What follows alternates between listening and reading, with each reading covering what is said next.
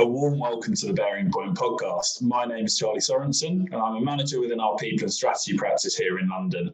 And today I have the pleasure of talking to Gordon Rogers. Gordon is the head of sustainability at Yorkshire Water, and we're going to be tapping into some of the key thoughts he has on CSR and the sustainability agenda. We'll be looking at what initiatives are in the pipeline for 2021 and beyond, across not only his business, but the water sector, the utilities industry, and the UK business landscape more generally. Gordon, a really warm welcome and thank you ever so much for speaking to us on the podcast today. Hi, and thank you for having me. Looking forward to this. Brilliant. Our focus today then, Gordon, is to look at the significance and importance of CSR within, firstly, the Yorkshire Water context. And it'd be great to get a handle on some of the initiatives that you're running to support this. But first and foremost, it'd be brilliant to have an introduction to yourself, your background and your role. Yeah, sure. So as you said, my role title is Head of Sustainability. And that was a new function that I set up for the company about 6 years ago. And there's a strong environmental management focus to that, as you might expect for a water company. A lot of interest in where we get water from, how we be more efficient in that and cut our leakage and help customers use less water, how we prevent pollution from the sewer network, big focus on carbon emissions, with the new bold commitment to net zero that I'm hoping we'll come onto in this discussion. And equally, though, a kind of a social and a financial dimension also to make it truly sustainability. It's all about getting the right balance between those three issues: environment, social, and financial. So increasingly elements of that that I never knew I was going to get into when I did my degree in environmental science, but really varied, very project based, and trying to deliver real improvements, but equally working really closely with the leadership and trying to shape the strategy and the culture and the direction of the business to be sustainable. Fantastic. A number of points that would be great to cover as we go through this. I suppose in its most general sense, what's the increase in focus on sustainability within the business that you've seen since you've taken on that role 6 years ago?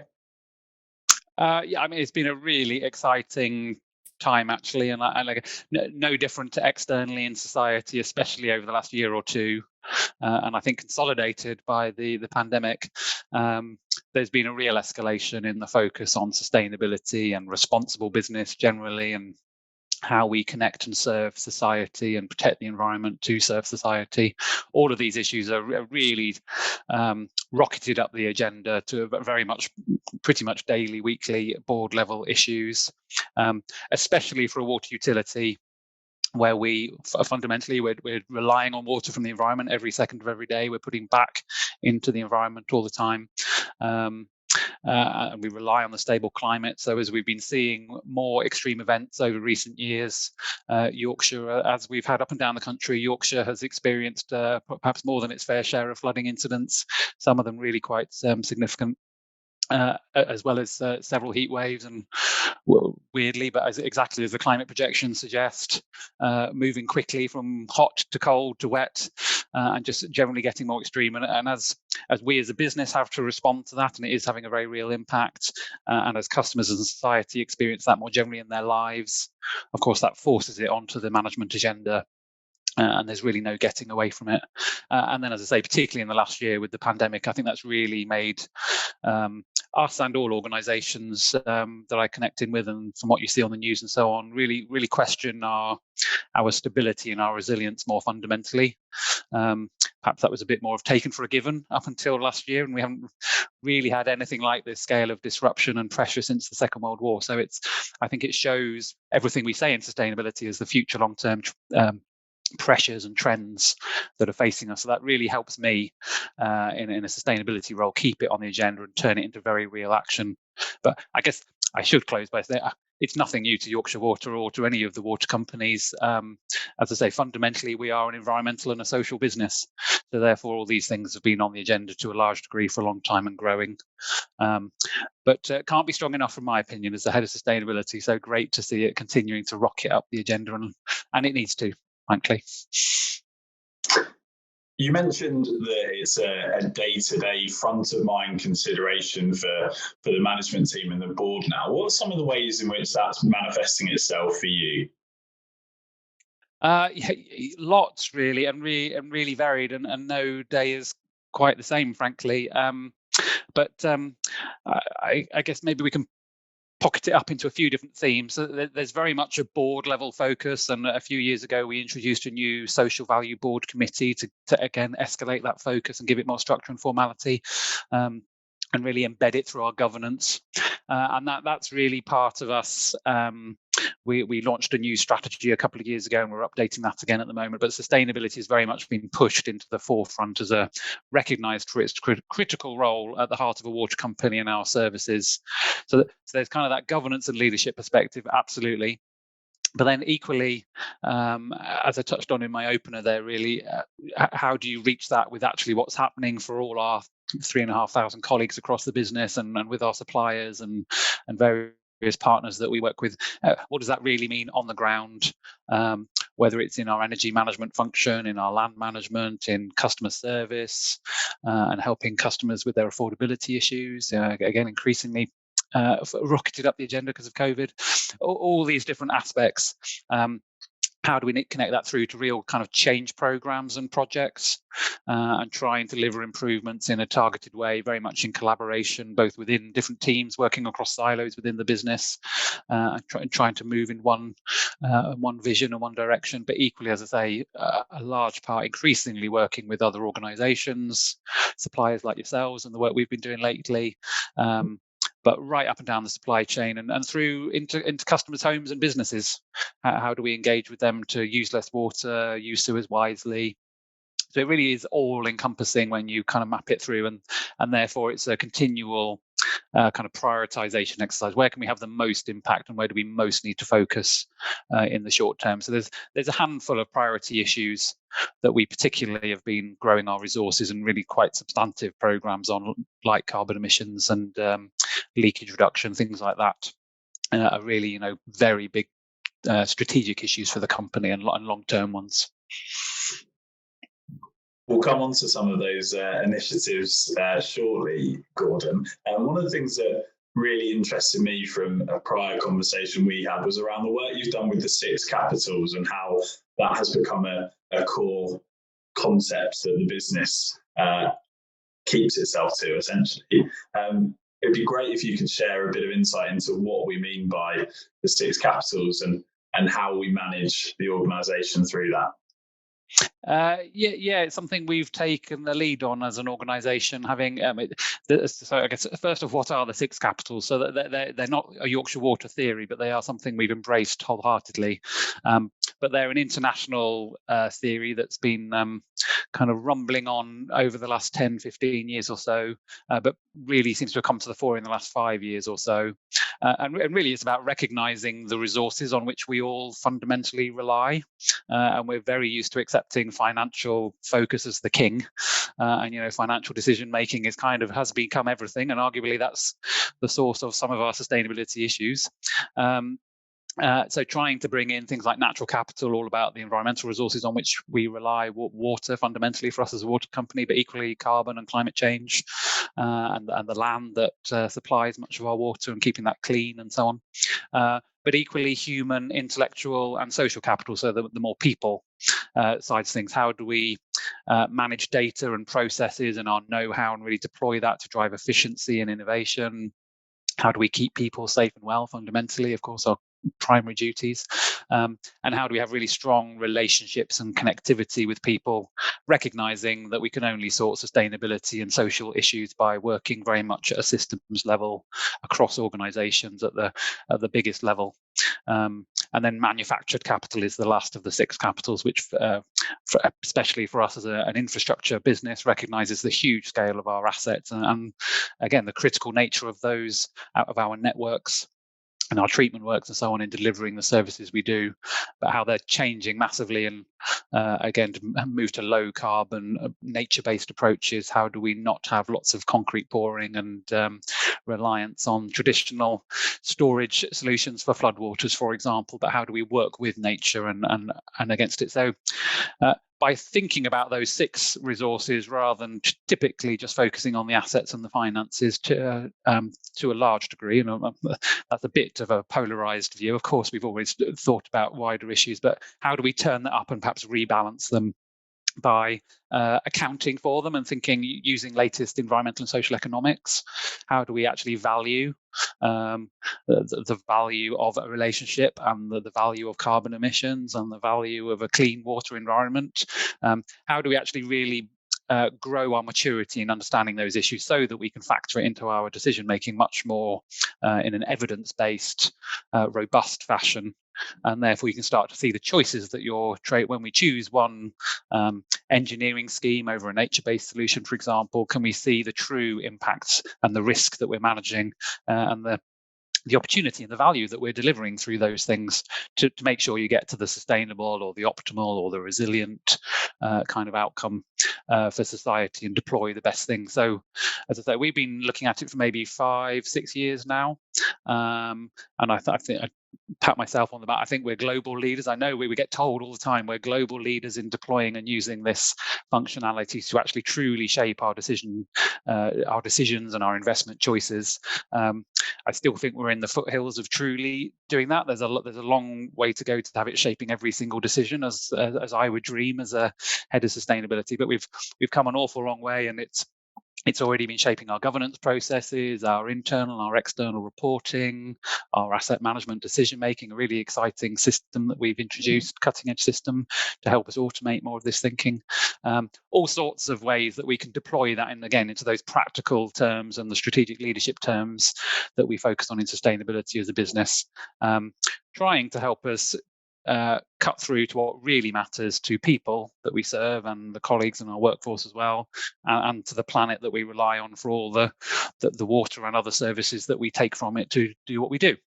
And so it helps us factor that in much more maturely than we've been able to historically, and it continues to evolve really fast, which is quite exciting. But we're way beyond the sustainability function. Our leadership and our colleagues keep thinking both qualitatively and much more quantitatively. They find it a really useful tool just to open their minds and think more broadly about the things that we're managing and impacting on. I think what people find really interesting from that is, yes, we know about the sustainability concepts and the wide range of things beyond the immediate balance sheet that we need to be focusing on as organisations in 2021. What's interesting for people to hear is how we have made that practicable, and you touched on how we account for this. I know that the six capitals has fed into how you articulate your business model, but you referenced there some of the economics behind it. How does that work in practice? There's no one easy answer to that. So I guess in practice, the simplest way to cut through it is that behind each of the 6 capitals, we've been working to understand a whole suite of metrics that we can then explore, each one individually, to try and get the most what I would call raw data on each of the issues, whether it's carbon or health and safety or relationships and trust and integrity or customer service, etc. There's oodles of them. And trying to build a really rich understanding of that with, again, hard, best available data, some of which is very readily available and we're quite used to exploring, some of which is really kind of entirely new, and it was a blank slate effectively. We had to start exploring how we could collect data on those things. And just understanding that raw data before you go anywhere near financial valuation is really insightful. I mean, that's kind of the core of it, really. But then kind of as a next step to that, how far can you reliably add economic valuation onto it to get everything into a pound note equivalent? And then, of course, that makes it really interesting and easy for leaders and people who, of course, are busy in all their own rights to see things in one comparable unit. You can say, well, that decision, you can see all these trade-offs and considerations in one unit in the same term to help inform your decisions. Now, it's not the answer. You don't just go X plus Y equals so on, and you get an automatic kind of path. There's no replacement for human judgment and all the scientific analysis and technical expertise that we have within that. But it's adding more insight into that decision-making process and really helping And particularly, we're doing it in a number of parts across the business, but the biggest area is, again, being an infrastructure business, how do we shape those asset management decisions and choices? And so the great example of if we have a flood management issue, which again, because of climate change is a growing risk, traditionally we have been spending big, vast amounts of money, pouring an awful lot of concrete, building online concrete storage onto the network to take out when we have a storm peak in the water flows. How do we store some of that so it doesn't cause harm elsewhere?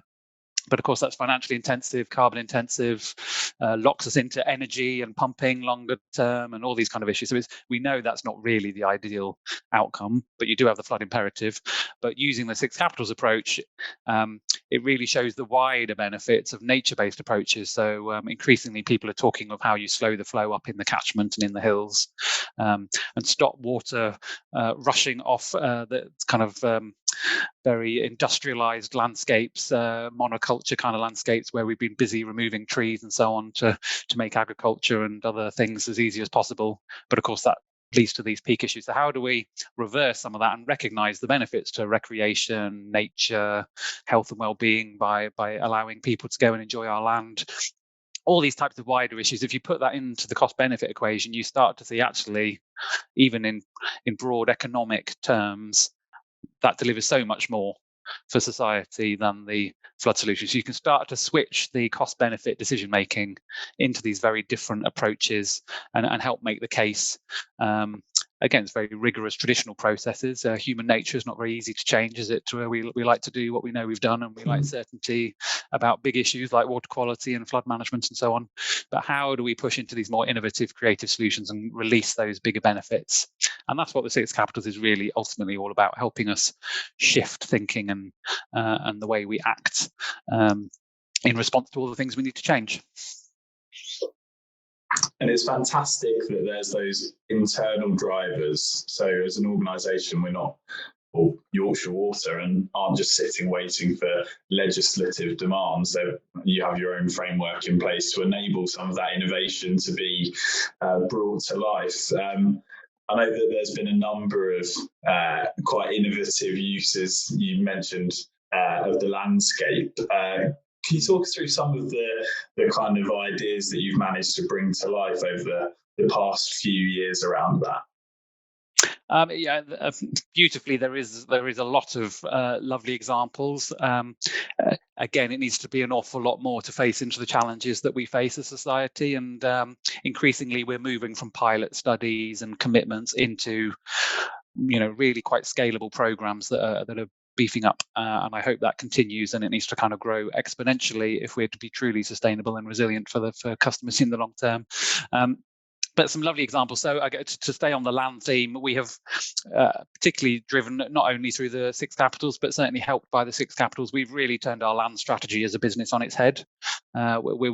Yorkshire Water is one of the biggest landowners in Yorkshire, luckily enough to inherit at privatisation about a third of the catchment from which we source Yorkshire's water. So some iconic parts of Yorkshire are managed by Yorkshire Water and farm tenancies.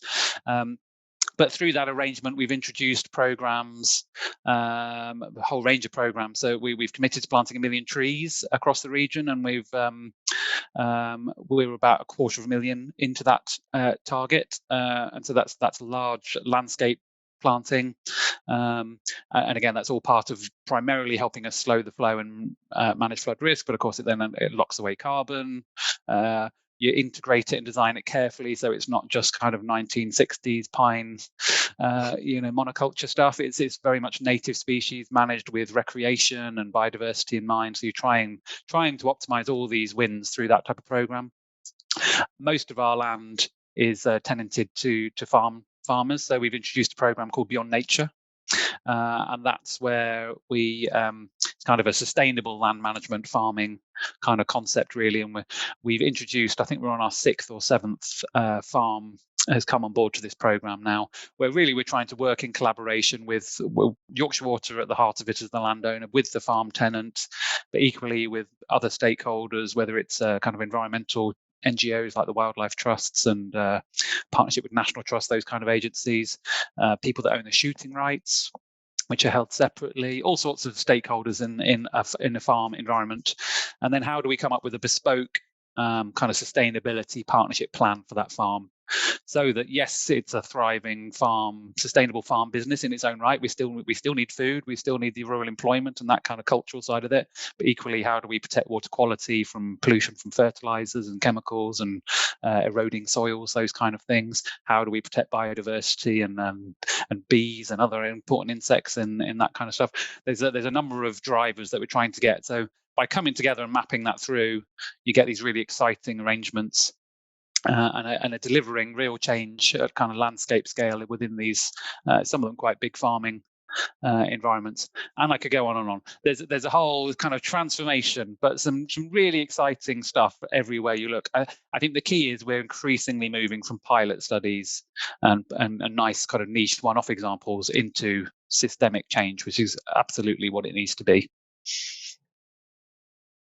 And you can see that systemic change, as you describe it, for protecting your environment is really high on the Yorkshire Water agenda. It's going to get higher on the agenda for a lot of the water industries certainly across England, but the UK generally, following the net zero commitment by 2030.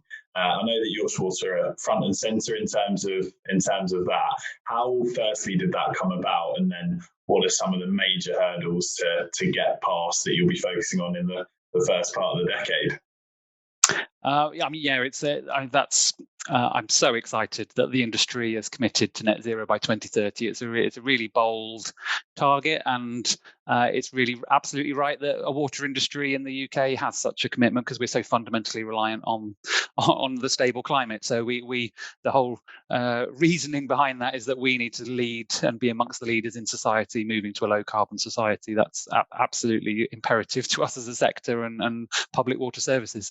That was kind of the reason for it ultimately. And then in the build up to April 2019, when the commitment was made, and it was one of a number of what we called public interest commitments.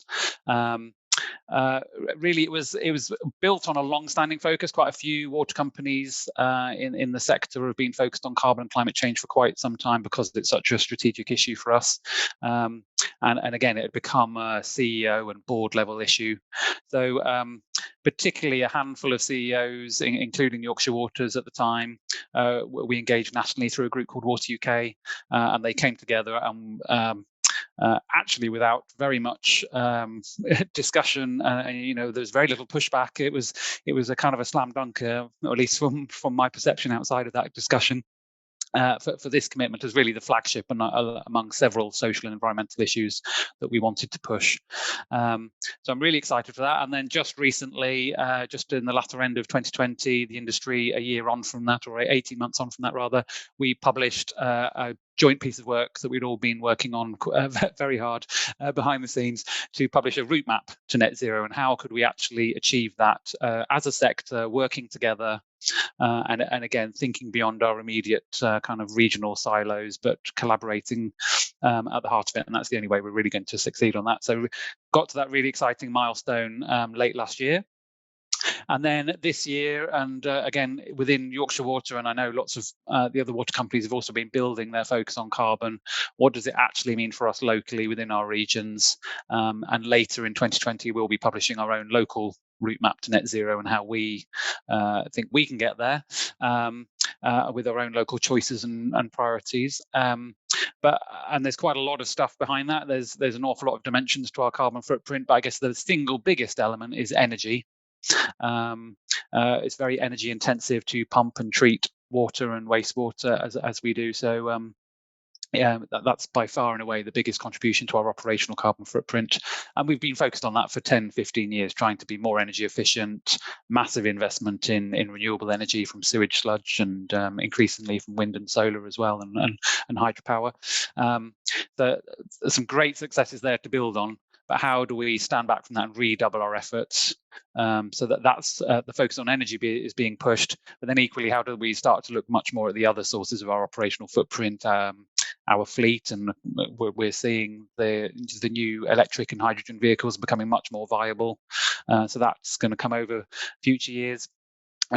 Process emissions are probably the biggest challenge. Process emissions being those in our operational treatment, our biological treatment processes, where we have big open tanks of aerating sewage, trying to treat them and make that safe to put back into the environment. But that releases nitrous oxides and methanes to open into the atmosphere at the moment. That's kind of the traditional way of doing it. That's a real technical challenge of how to change the kind of a basic core wastewater treatment process that's been in use for decades. How might we as a sector, and really a global issue, move away from that long term? So we've kicked off research and development into that area, again collaboratively and locally. The first thing is that we haven't really been able to monitor it before. So how do we do that to actually get a decent understanding of what those process emissions really are? And then equally, how do we innovate? And I guess all I can think of in my head at the moment is that you have to cover these tanks and start extracting the methane, a bit like we've been doing on digesting gas to create methane. Could we start adding that into our renewable energy capabilities? That seems like a huge infrastructure investment. So I'm not sure about the concrete and the wider sustainability things of huge plastic and concrete covers and so on. So again, I think that's kind of the Achilles heel, I think, in getting to net zero. So if the supply chain could please start approaching industry with lots of suggestions about process emissions, I think that is where we need to go on that one. But some really exciting work, escalating focus on it, and loads of opportunity. A lot of this takes out cost and supports resilience in the processes, and drives innovation and collaboration and connection with customers. So all of those are great things. Carbon is a new lens on unlocking an awful lot of that really good stuff that we should be chasing as fast as we can. Sounds like it's going to be an exciting few years in trying to tackle a problem that's been developing over a significantly longer period of time, but with a huge benefit both to the organisation and the community that you serve. So pivotal initiative for yourself and your colleagues across that industry. Just touch on your role personally, Gordon, because you can absolutely see that it's something that drives you, you're passionate about. Where does that come from? Great question. I mean, it is a lifelong passion. I've had it for as long as I can remember, and I purposely chose my A levels, and my degree was in environmental science. So it's kind of always been there and has shaped my career entirely. I guess ultimately it's what really motivates me is being able to deliver change that I can see delivers good things for people, whether it's for the business and colleagues or more for customers and society at large. That's really what I guess I try and get out of bed every morning for, and keep pushing uphill against the grain for all of these things. And I guess from a very early age, I just saw a fundamental reliance on nature and all the benefits that we derive from that, and critically so, very fundamentally so, if you go really deep about it, of the air we breathe and the water we drink and the food we eat. And of course, with massively growing populations globally and increasing kind of commercialization, I've just always seen this kind of growing pressure on a finite resource. Maybe it's because I'm a child of the 80s, and you grow up with Chernobyl and capitalism at maybe full tilt in the 1980s, and some of the early space travel, and looking back at the planet in a contained kind of environment for the first time, and all those kind of things. I think it's just kind of, maybe it's the way I was educated and taught through my environment has just given me that context. But a lifelong passion. So it's great to be able to now be a head of sustainability, driving these programs and working across a really keen organisation and industry that entirely is trying to pull it in and embrace it and recognises that reliance, and is well placed to do lots about it. And that shines through across the conversation we've had, and we've only been able to dip our toe into the capitals, and you can see that passion is driving that forward for your organisation.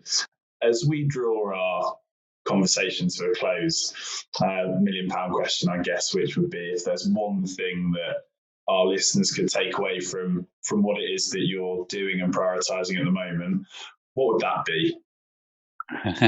Yes, one thing is very difficult because being ahead of sustainability, as my colleagues forever told me, I'm never happy and I always want more. Um, but if I was to try and boil it down to one thing, I guess I always see the parallel. I get the need for people is just to be open-minded and really to be creative and invite this in, rather than to be naturally human about it, which is to follow on what we've always done and be quite complacent in that approach. So I think inviting, being open-minded and trying to invite this in, which people are doing in spades more and more. It's very much switched from sustainability trying to push into the business, from colleagues and leaders pulling it into the business, which is brilliant. So I guess I see kind of the parallel with where we in many industries have been on health and safety over the last 30, 50 years, and how that is now considered top of the list. It's on the opening of every meeting agenda pretty much. There's no question that health and safety comes first. It's considered in every single decision. It is a cultural, systemic given. And that, frankly, is where carbon and more widely other sustainability issues should be, not only for a water company, but for every part of society, if we're to truly be sustainable and resilient for the future, which I can't see why you would want to be anything but, assuming we all want to live and want our grandchildren to live comfortable lives into the future. I think for our listeners, hearing how you've managed to create a real framework for success for the sustainability agenda at Yorkshire Water, and how that's become an embedded part of your business model, the way that you account and report starts to become far more tangible and less of a peripheral positive consideration, that nobody would ever argue that sustainability needs to be front of mind, but a genuine part of management decision making will hopefully be the thing that they start to consider how do they drive that in their own internal initiatives. I've been fascinated to listen to some of the innovative things you're doing, and the approach that Yorkshire are taking, as you say, to become global leaders. Gordon, thank you ever so much for your time. I really enjoyed the conversation and look forward to being able to catch up with you in a few years' time to hear how that net zero target is being cut into. You're really welcome, and come and let's check in a year or two's time and see how we're doing on that journey. Brilliant. Gordon, thank you ever so much. Thank you.